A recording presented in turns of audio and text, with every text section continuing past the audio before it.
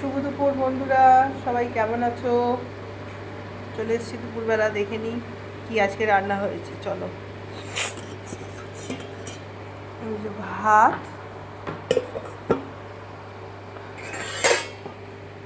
আলু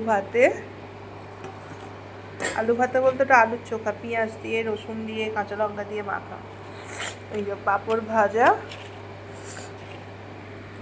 ঢ্যাঁড়স ভাজা, আলু ভাজা,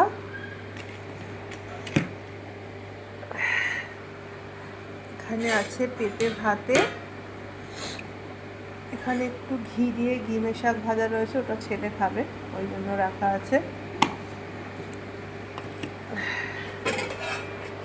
আর এই যে এখানে আছে মটর ডাল, একদম ঘন ঘন চাপ চাপ করে মটর ডাল।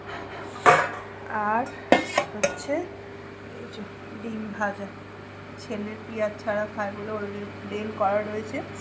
আর এখানে আছে এই যে আমাদের সবার হচ্ছে, এখনও একটা ডিম ভাজা বাকি আছে।